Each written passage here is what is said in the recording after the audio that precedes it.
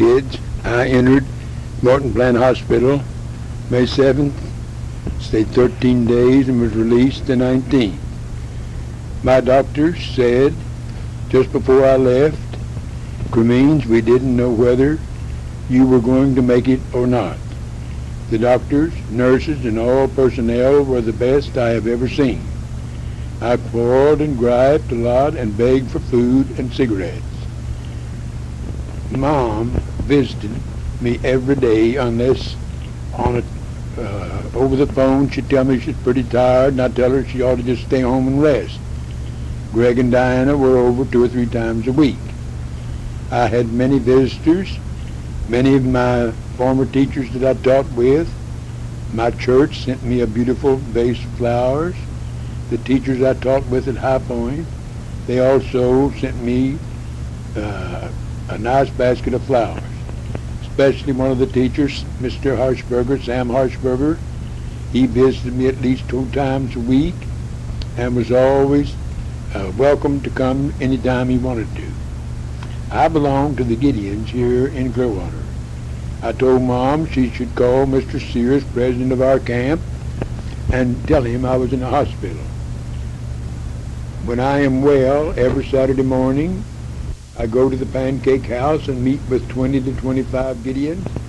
We have Bible reading, prayer, and then breakfast. I enjoy these meetings. The next morning, after Mom had called Mr. Sears, he and Mr. Haas came to my room. Mr. Haas is jail chaplain and works at the detention home. He lives just north of me on Evergreen. He gave me a scroll with 23rd Psalm on it. A nurse taped it on the wall near my bed.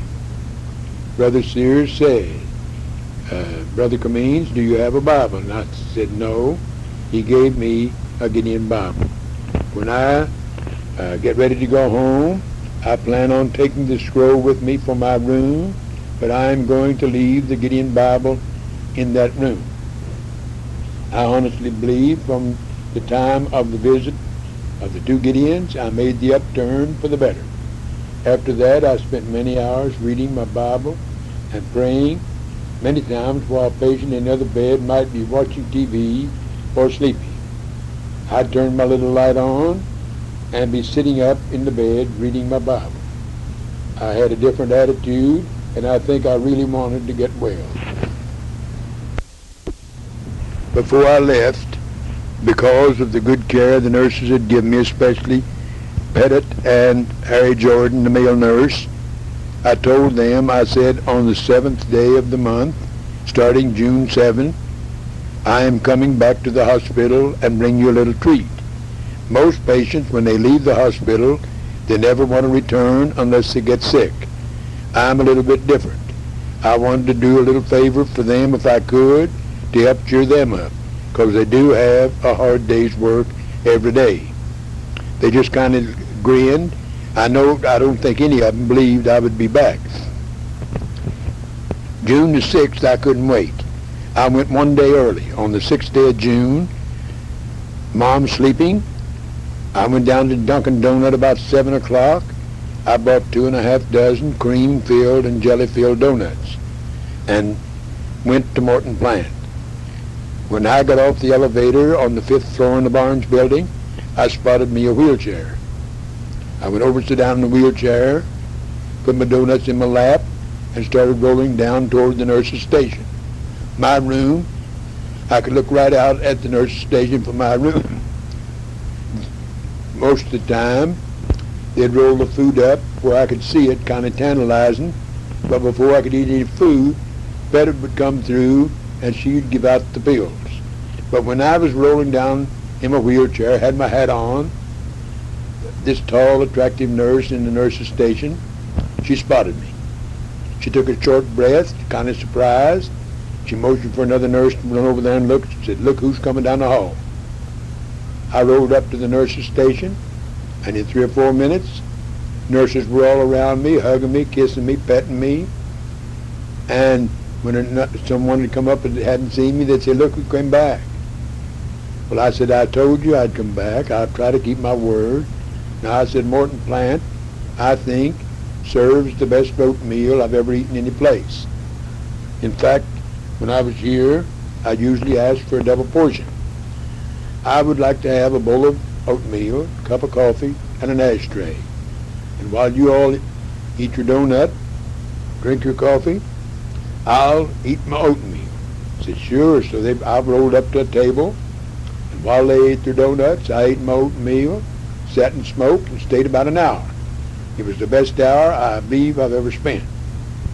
Well, on the mom, when she came to get me on the 19th, she had two 50-hour tanks of oxygen in my room, a respirator, and I also had a 12-hour portable. My bed was elevated about 8 inches. My neighbor, Mr. Walters, Ed, across the street, had built a block for the wife and helped her elevate my bed. It looks like a hospital room. My wife, I believe, is the best nurse in the world. She's careful to see that I take my pills on time, that I use the machines on time, and in the oxygen, I hook the cannula in my nose at night, 2 liters a minute, and when one tank goes empty, I call the oxygen company, then I switch on to the reserve tank, and I call the next morning and ask them to bring me another tank out. In fact, last night, one of the tanks went empty just before daylight. I switched over to the reserve. This morning about 8, I called them, and they brought me an extra 50-hour tank this afternoon. They're very nice, very accommodating, and very good to come when you need them. But the oxygen helps me sleep at night. Now, on a visit to my doctor about 10 days after I came out of the hospital, he told me, he said, Cremines, I'm pleased with the progress you're making, but you're going to have to do more walking. I said, Doctor, I can't walk around my house without getting short of breath. Well, he said, you're going to have to figure out something. Cynthia Parliament, a friend of Greg's, said she had a little 3-shelf serving cart that women used in their kitchens to take the food from the hot stove over to the table. It's wired for electric and keep it warm until ready to eat. She said she would give it to me. So the next day she brought it up. It had real small wheels on it. Mr. Walters looked it over. He said, you go to Ace Hardware, get 4 7-inch rubber-tired wheels, get 2 rods of cold steel for the axles. I did. He took off the small wheels, put the large ones on. Then, in addition to that, he used plywood and boxed up one side and one end. I planned every morning around 4:30. I'm sitting in my garage with the door up, watching and waiting for the morning paper, the St. Pete Times. It's nice and cool, dark, not much traffic. So I was thinking that I might be able to take the portable tank, strap it on the cart, and take a little walk down Evergreen, maybe a block. If I should need oxygen, all I have to do, I'll have it with me, is put the cannula in my nose and walk and breathe. As long as I can push and something that'll bear my weight, I can walk. So I might be able to start off with a half a block or a block, then at night do the same thing again until I strengthen my legs, until it won't take my breath. If that works out, I plan on using it for another purpose. At the end of this month, Ronnie is coming in, my son from Gallipolis Ferry and his family. Ronnie will get here about the 28th, the rest of that week. Chris is coming in the 29th from Wheelersburg. He is going to get a motel for 2 nights, so that's got a pool, so the wife and daughter, 2 daughters, can do some swimming. When Ronnie pulls out, Chris will come in and stay the rest of his vacation with us. Ronnie has to be back on Monday, since Naomi, his wife, has to report for her work for the summer. I have all of the fishing equipment ready for them. They both love to fish, especially Chris. If Chris gets a nibble, Chris will stay with it all night. I have two 300 Mitchell with 15-pound test line, one 306 Mitchell, 20-pound test, one 750A South Bend, 20-pound test. I have a new float bucket, bait bucket. I have new line on all my reels. Everything is in good shape. Now all we need is a little cooperation from the fish to make their vacation a good one. If this works out, I would like to go out and do a little mackerel fishing if they're running. To get mackerel, you go real early before daylight and catch your bait just before you go in the bait house and buy your ticket. To catch the bait for the mackerel is a shiner. You first got to make you a chum. Now we have a bait net, a round rod of steel with a long net on it. Chris would hold that net about 3 inches below the water, and the chum, you make it by using cat food, sand, and wesson oil. You make it crumbly-like. Sprinkle of this, little of this right over the center of the net, which is about 3 inches under the water, and the shiners will come right over top of the net to get the chum. Chris bring up the net quickly, and sometimes you'll catch 20 to 50 shiners at one time. When we get all of the shiners that we want, we think we'll need, to go in and buy our tickets, and then go out to the tee and go to the right-hand side. That's where the mackerel run. The best place to catch mackerel is near the corner on the tee on the right. On this particular morning, we were out there, several old-timers already there. They buy a yearly ticket for $50. They fish every day, weather permitting, and they'll fish. They can come on the pier anytime they get ready. Greg went with us. Chris, Greg, and me. We had all of our equipment. We'd already got set with our lines, and our rods and everything, and not much of a fisherman myself. I cast overhead, which is, for safety reasons, it's wrong. I should have cast underhanded. One of the old-timers, since he didn't care much for teenagers, that was Greg, big curly-headed, strapping, about 6'4", weigh about 200. This fellow's name was Mike. I don't know what his last name was. He made some remark about me casting overhead. Well, Greg didn't like what he said. One word brought on another, and Greg noticed out of the corner of his eye that Mike had got his fish knife and put it in his pocket, out of his tackle box. Greg noticed it, and Greg thought probably if they'd get into it, he'd try to use the knife on him. So he said to him, he said, "Big boy, you better put that back in your tackle box or I'll throw you off of this pier." Well, in a short time, Mike did put it back. Well, when the mackerel, they'll usually hit or run for about an hour, hour and a half. When they just about quit running, the old-timers were getting ready to go home. Greg kept catching mackerel. He caught 10 big mackerel after, and the old-timers didn't catch any.